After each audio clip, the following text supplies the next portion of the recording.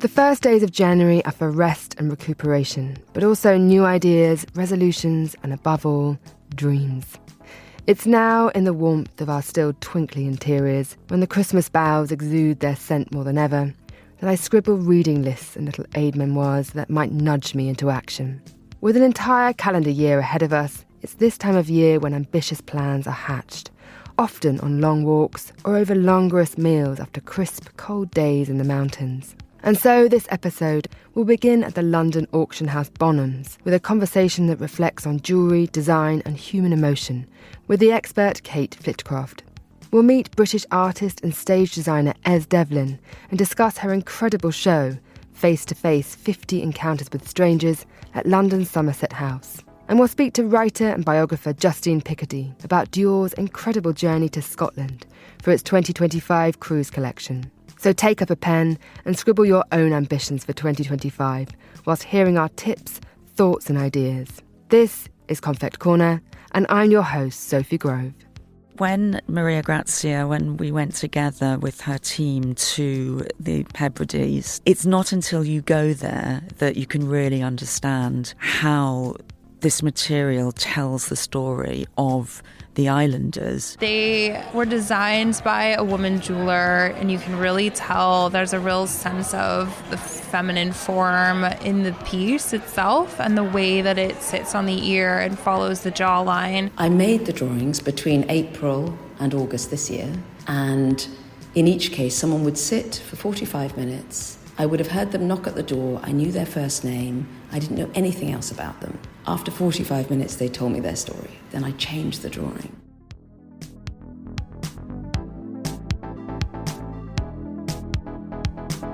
Welcome to Confect Corner. I'm your host, Sophie Grove, here in London. And I'm joined, as ever, by Julian Tobias here in the studio and by our style director, Marcella Palek, in Zurich. Hello to you both. Hi, Sophie. Grüezi, Marcella. Grüezi, Gillian. Hello from sunny Zurich to both of you. Well, as the listeners will know, we like to start the show with a little show and tell. Marcella, let's begin with you this month. What do you have for us? Well, I attended amazing vernissage mid of December in the middle of the forest, actually just 30 minutes outside Zurich.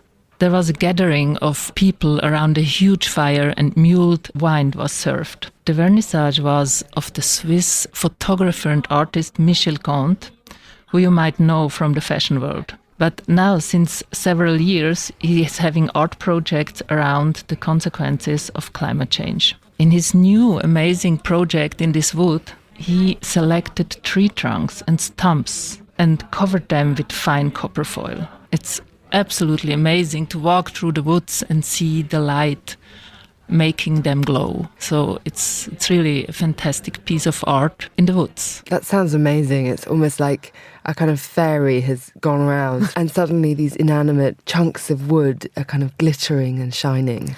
I love site-specific art because I think it connects you to the environment in such a different way. Yeah, and also just to see precious metals in that context is really amazing. It's the kind of Midas touch. But it's also a bit like the Andy Goldsworthy works where you almost kind of feel you're lost in this kind of magical landscape and then someone has just made these tiny interventions and they just change everything and you think about the world in such a new way. Actually are discovering the woods in a new way because usually there are so many trees and dead trees around, so you notice only the whole experience and suddenly I was walking around and for me it felt like collecting mushrooms because I was really starting to look out for those sculptures and some of them were huge, like a whole trunks, trees, and other ones were just fine little wood pieces. So it was really an experience. Amazing. Gillian, tell us what you've been up to and what your tips are for the coming weeks. Well, I'm going to share the discovery of the flavours of the Barbary Coast. One of my favourite restaurants in London has always been the very, very tiny Barbary restaurant in Covent Garden. But it's all sort of a string of counter chairs around an open fire where everything is cooked. The basis being the old sort of 16th century Northern Africa. The restaurant focuses on that sort of travelling gathering gathering of inspiration and spices and recipes. Now, that restaurant was so tiny, so now they've opened an outpost in Notting Hill, which shares that flame, the cooking on the flame, where you can still watch the sharing plates being cooked on an open fire. But the owners, a brother-sister duo, really have always loved entertaining at home, and so their joy in being restaurateurs is extending that sort of welcome to very convivial restaurant spaces. And you really do feel in every dish and every plate that sense of a culture and travel gone by, but also of hospitality and what restaurants to me should be. I've nipped in there and it's this real sense of that wonderful gathering around a fire, which always has an amazing charge to it. And Notting Hill is more your hood than mine, but I'd definitely hop over there. Definitely a destination in itself, the restaurant, but it's always wonderful to explore that area. And Sophie, what do you have for us this month? Well, I have been really, for the last couple of weeks, just in the theatre almost every other night. But I feel very interested in how much ballet I've been seeing. And I went to see the Ballet Shoes at the National, which is still running, into January, which is an amazing adaptation of quite a cult children's book about 3 adopted little girls. It's very fantastical, but there's amazing dancing and incredible staging at the Olivier. And I also saw Cinderella of the Prokofiev score and this incredible choreography by the founder of the Royal Ballet, Frederick Ashton, but done in such a modern and incredible way. So I feel it's very interesting because, I mean, I love dance, but now my brain is starting to really respond to that visual language of dance, the emotion. I could actually just continue on this trajectory and just, really, really understand the body a little bit more and how I respond to it. Because I think when I first sat down, certainly at the Royal Ballet, I was thinking, gosh, this is going to be a long evening. I love ballet, but it's very classic. And I think once you attune and kind of start looking at the very nuance of even the fingertips, then you start sort of understanding a whole nother world. It's quite an exciting revelation in a sense. Well, you're preaching to the converted, because all my life I've been a passionate ballet fan. But I think our jobs are so word-driven and so cerebral in a sense, using minds. So I find when I do go to a ballet, I just physically feel it. Like you're watching them on stage, but there's something quite hypnotic, therapeutic in terms that what movement and music does to you. It's almost transcendental. And so it can be tap dance for me, it can be classical ballet, it can be musical, high kicks. But there's something that I feel this incredible connection to that physicality that you can feel across the stage. And I went to an amazing conference, actually also at the Royal Opera House, about the Van Cleef and Arpels Reflections Festival that's going to be happening later in the year, in the spring. But there was a lot of reflection on movement in the body and dance and kind of shared history and shared memories. We really actualise things that have happened to us and even society, the movement of a city that people were talking about. And I think that all feeds into a piece of dance.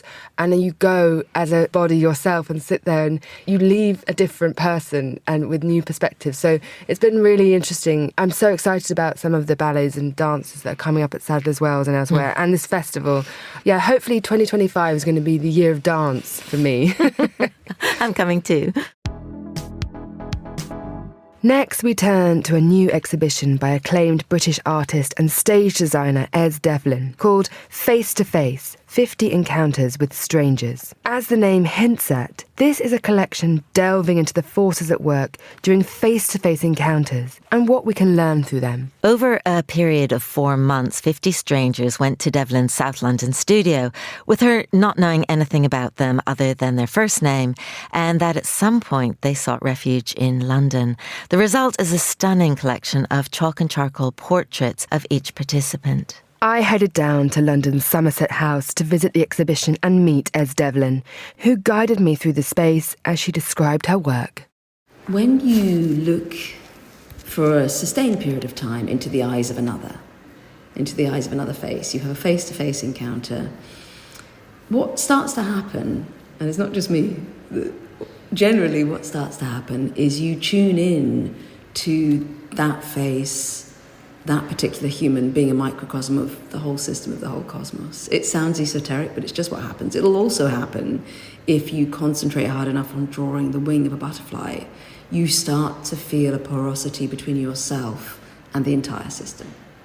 And you feel like you are the last two people on earth, in a way. And these portraits were done a year or so ago in the church across on the Strand, with an amazing Vivaldi sort of soundtrack playing. And then afterwards you found the life stories of the individuals. But can you tell me about some of the very remarkable people that you met in that period and how you've represented them?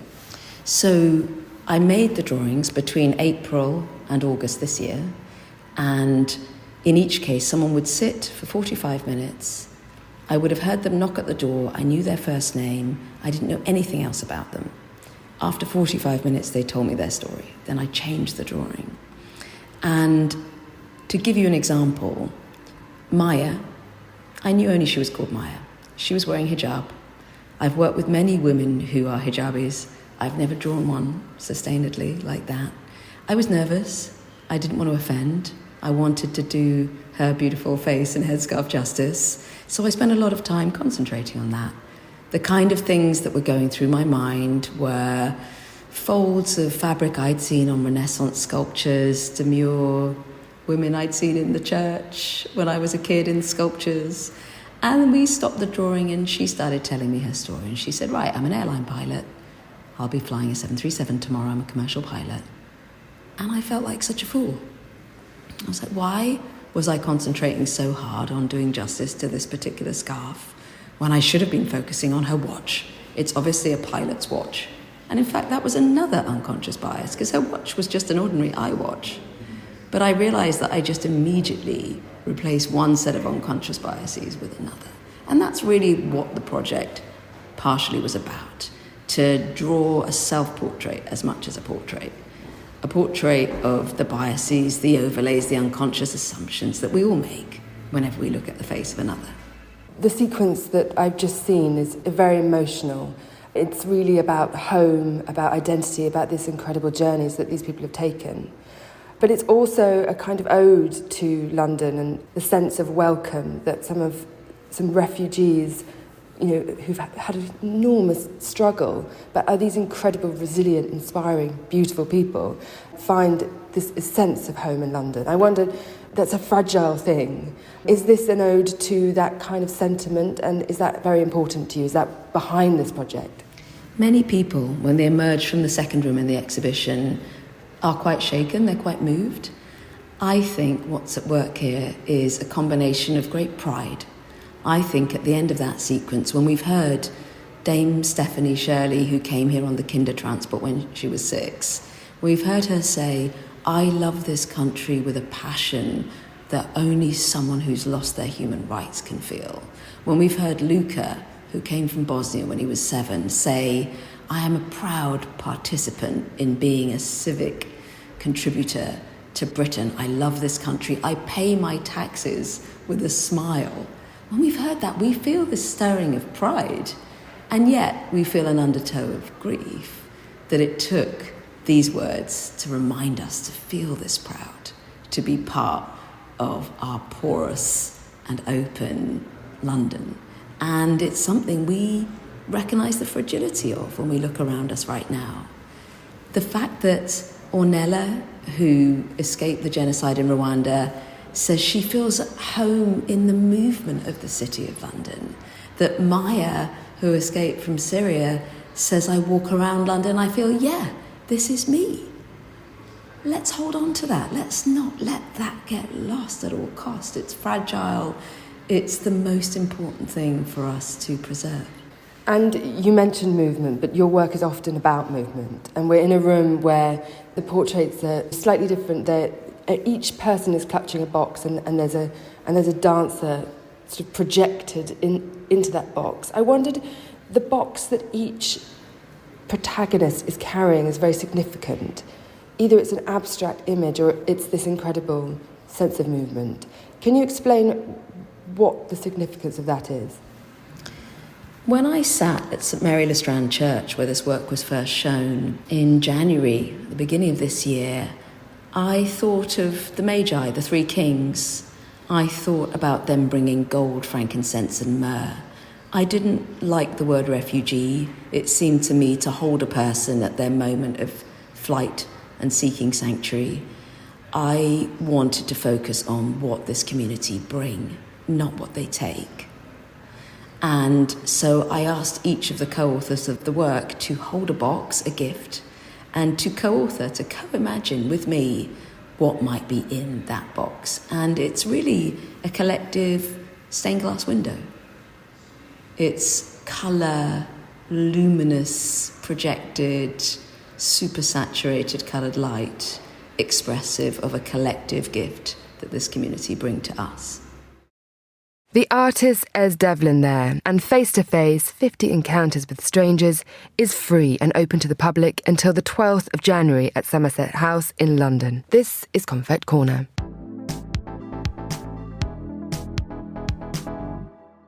The end of the year is always a busy period as we brace for new beginnings and tick off the final items on our annual to-do list. But even by usual standards, this has been a remarkably packed month for Team Confect, darting from one side of the world to the other, hosting readers, meeting contributors and putting the final touches before the year draws to a close. One such occasion happened just a couple of weeks ago to mark the launch of the winter issue of Confect magazine, which includes our high jewellery special. We gathered at Bonhams in London's New Bond Street for a special evening of all things that sparkle. Joining me in front of an elegant crowd was Kate Flitcroft, the co-head of Department UK for Jewellery at Bonhams New Bond Street. I caught up with her right after our stage discussion, just as the champagne was being poured, to find out more about her work and the eternal power of jewels. Well, there's so many things in this auction that over the last few months have come to feel very close to, because we do a lot of work, a lot of research into the pieces, but also into the market. I'd say that the standout piece for me really is the pair of ear clips by Marianne Astier. I know that you had the pleasure of trying them on, so you know how gorgeous they feel, and they just look so unique and beautiful.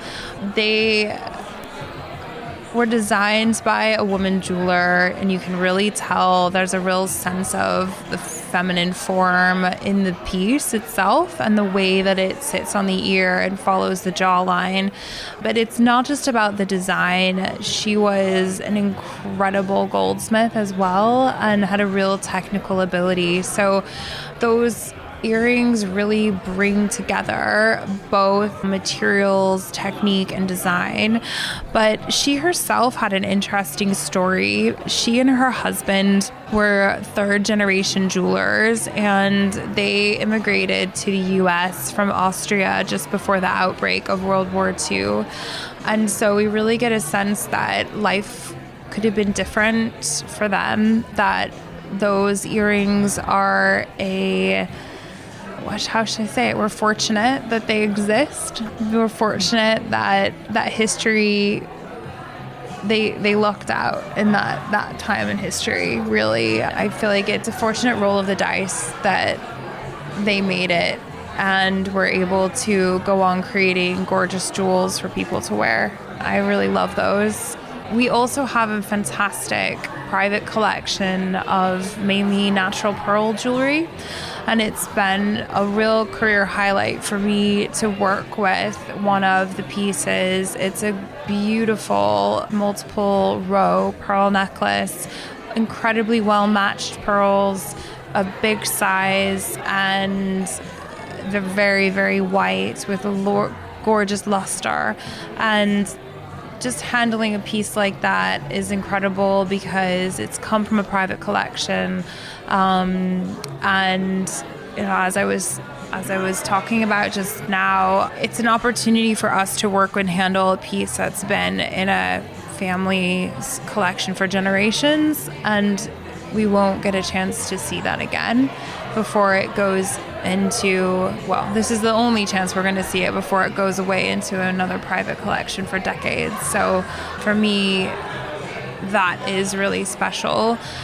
I would also mention that I have a particular love of revivalist jewelry because I really appreciate the way that the craftspeople mainly craftsmen at that time, were working with materials and techniques in a way that was honest. And what I mean by that is they weren't trying to bend a material to make it look a certain way or use it in a way that's a play of power. They were actually sometimes very faithfully reproducing jewels from a different period. So, for example, we have a Renaissance revival necklace in this auction made by the firm of Giuliano, and it's a particular interest to me. I love the fitted box, is absolutely just perfect. And I love Renaissance revival jewelry because, very interestingly, it was obviously revived in the 19th century, but Renaissance jewelry itself is gorgeous. And there was a time on the market where some of the jewels that were coming out, it was actually impossible to tell whether they were revivalist or whether they were the real thing. That's amazing. It is. It's really fascinating. And there's since been in a wonderful publication by Gallery Kugel, and they have published in the back of this book the molds that were used by one of the 19th century revivalist jewelers, Andre. And so he was actually molding Renaissance jewelry and remaking the pieces in the 19th century. And they were so faithful that it was very difficult to tell which was real and which wasn't. And that is a real thrill for someone like myself who I just want to get to the bottom of a story. I want to get to the bottom of the mystery. I want to know when the piece was made. I want to know why it was made. And obviously the age of a piece has a real impact in terms of its value, its rarity, and its place in someone's collection. So it's very important. And so all of that is part of the story. I think also, just to add, that you were saying, why does jewelry have this importance? Why does it have this power? And as opposed to another type of object or another type of status symbol, perhaps. And I think it's because it's close to the skin, that there's something about the fact that a jewel by its nature, touches your skin. Yes, you can fit a bracelet over your cuff or something, but really it's meant to be against your skin, and that's a part of what makes it so personal. And obviously it's the family stories. A lot of jewelry is handed down from generations, so part of what makes jewelry special are the stories, but it's also one of those things can actually be the process of purchase or the acquisition history. So a proposal story, for example, or I bought this amazing gemstone when, or I bought this aquamarine loose and had it set. So it becomes part of the story, and I think that all of the jewelry we have here has had a story. Some of it we know and we can bring to light, and other things we don't know, and we just know that it will go into the hands of another collector who will love it. It's a wonderful sense of layers, and you can feel sort of history happening as people try on the pieces, and you can see people's eyes light up when they touch something or hold a piece that really seems to kind of appeal to them. It's very intuitive. Yeah. But I wondered, we spoke about this in Confect, our round table, but there's a sense that some jewellery takes us back to a childlike state of awe. That kind of moment of discovery, of like squirreling away little beautiful things, collecting. It brings us back to a kind of earthliness as well, because there's the geological kind of element of it all. And I wondered whether you feel that that's why we're so drawn to it, or is that just another kind of element that we're talking about here, another layer?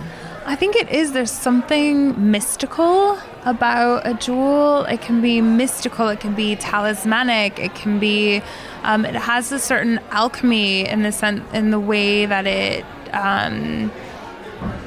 transforms human relationships into a physical object, like an engagement ring or a wedding anniversary present. It definitely has a sense of mysticism, power about it. I mean, I remember stories about jewels when I was a child and reading this book, Grandfather Twilight, and I bought it for my son because the illustrations are gorgeous, but also it's just so beautiful that the imagery of this man pulling every night, he pulls a pearl out of this chest, and it's this endless strand of pearls, and then the pearl becomes the moon. There's just a real ethereal nature to the illustrations, but it's just so perfect, and there's a sense of the gem being part of the earth and then back again. There's a sort of cyclical kind of feeling of pole. Yeah, exactly, which is totally amazing, because then you think about the tides and you think of day and night, and there's something, I mean, I could probably write an essay about this book. Just the themes is so beautiful. So yeah, I think there's, and also there's a lot of ideas about, the ruby, for example, the Sanskrit word for ruby actually translates to king of gemstones. So there's a lot of meaning that gets imbibed through the gemstones. People think that rubies can be a symbol of power, they can be a symbol of love, they can be given as a ruby wedding anniversary gift. There's all sorts of symbolism in the jewels, and it depends on where you're coming from. Kate Flitcroft of Bonhams, New Bond Street there. Gillian, Marcella, it was such a fantastic evening and so great to have you both there. Marcella, what struck you most about the event? Coming from Zurich, I was interested in the chic, cool crowd gathering around those displays with the jewelry. So I was really surprised to see how cool you can wear jewelry. And it was a different style of fashion than I'm usually meeting here on Zurich events. So this was very interesting and fun. And the second step was towards the displays. And this was absolutely fantastic, because they were not only jewelry pieces by big design houses, but also for lesser known designers. There were some amazing 80s style colliers I would have took immediately. How about you, Julian? What do you think about those exposed pieces? Well, I think we're so lucky to be able to get so close up to these, which are in effect museum quality pieces of jewellery.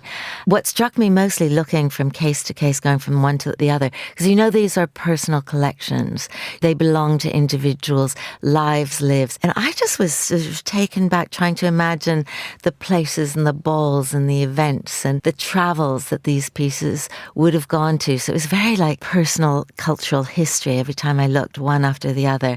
And then, of course, wondering who will be the next owner, what will be the next lease of life. And that's what I always love when you get to see private views before auctions, because they'll only have a window of life for the public for a very short period of time, and then they'll become someone's personal possessions. But, you hosted the evening, Sophie, and were able to speak intimately about these pieces. What struck you? It was so wonderful to speak to Kate. She has such deep knowledge of the trajectory of design, the provenance of all the different jewels, but then she also deep dives into her own relationship with jewellery, and she was talking about there's one ring that she wears that her grandmother gave her. She always wears it when she's the auctioneer for the evening, and it gives her this sense of legacy and power, and it makes her feel a certain way. There's a lot of conversation around luxury at the moment, but I think how it makes you feel, how jewellery, these old precious, beautiful things make you feel in a moment is really interesting to me. And she expresses that so well as talking about amazing designers.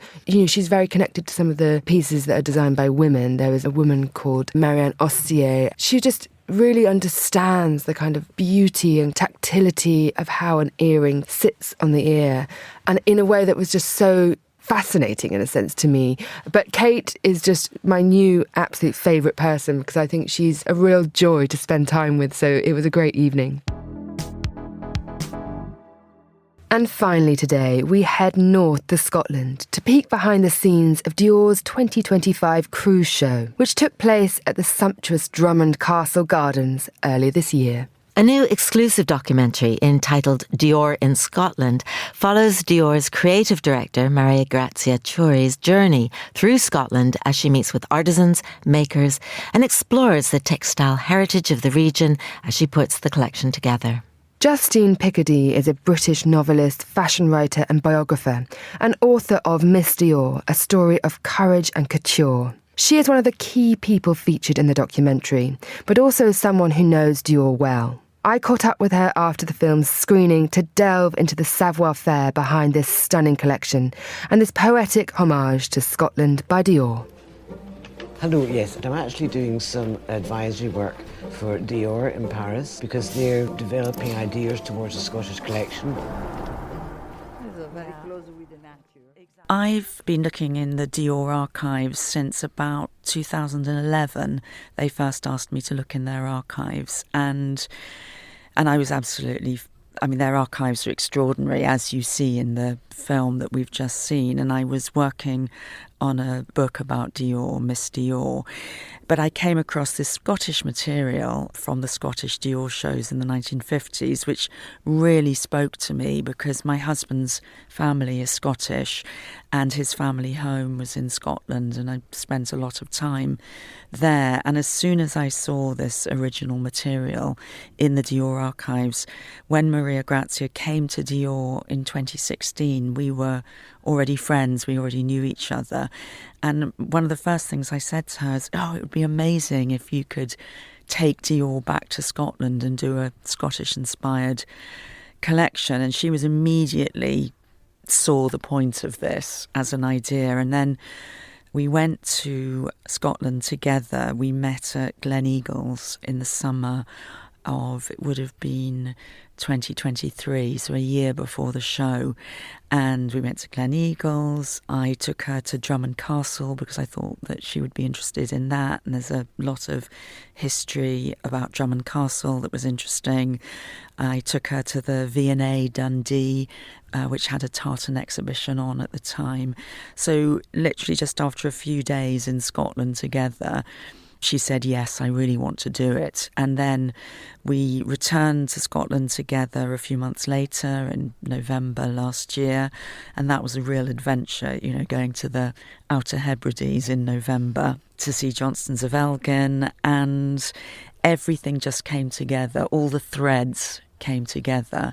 We went to see the Mary Queen of Scots embroidery at Holyrood Palace, and she'd asked me to come up with ideas of collaborators so that might be able to work with Dior, hence my suggestion of Harris Tweeds, Johnstone's of Elgin, Robert Mackie, who make hats, and a number of others. And it just came together over that year. It's very important to be able to identify which clan you were from, which family, back when we were all fighting with each other. Yeah. Watch it. Too fast? No, it's fine. No, it's fine. Tell me, The more you do, the less I have to do. It's incredible because the collections that we see at the very end are so beautiful, but it's collections that are really invested with so much emotion. And you talk about kind of the stories that tweed really tells, not just the landscapes but the people that are making, the communities that are making them. What do you think is so special about the tweeds and the threads in the show? Well, when Maria Grazia, when we went together with her team to the Hebrides, to the islands, it's not until you go there that you can really understand how this material tells the story of the islanders. And I'd first gone to the Hebrides actually when I was a teenager. I had a boyfriend whose mother was from the Hebrides and whose grandmother still lived there. And it's the most extraordinary and remarkable and remote place. But it's the ultimate in sustainability because the crofters who do their hand-woven tweeds, as we see in the film, they sit on their bicycles and that operates the looms. They also are the ones that have the flocks of sheep. So they're tending the sheep, and then it is those sheep that forms the basis for the textiles. And the colours of the dyes are literally from the landscape. So the colour of the heather, of the sky, of the earth, of the moss. So it's wonderful. You mentioned also that sense of the identity of tweed being about Scottish history, being about, this sense of the clans, but also a revival of historical crafts. But what's fascinating to me is that Maria Grazia actually commissioned, original tweeds from the Harris Company for the collections. So there was a sense that you're really reinvigorating and reinventing some of that craft. Yes, those artisans and textile makers and traditional industries have such extraordinary heritage, but I really wanted to do something that would help them go into the future, because the last few years have been so challenging for them. You know, Brexit and then the pandemic, and it's been so hard, but Dior properly committed to them in making orders, you know, so all too often brands can kind of swoop in, do a fashion shoot or a show and not really commit to the communities in these places. But Maria Grazia is the absolute opposite of that. She totally commits with a real authenticity to working with people and then supporting them going forward. And I think that's really unique and very remarkable. She strikes you as such, she strikes me watching the film as such an incredibly unique person, in the sense that she's also championing new designers, Scottish talent, artists, and she's really, they're front and centre in the collection, but in the film. So can you tell me a little bit about how you partnered, well, how Dior partnered with younger brands like Le Kilt, and how that, you know, it is part of her philosophy as a designer and as a head of such an amazingly significant maison?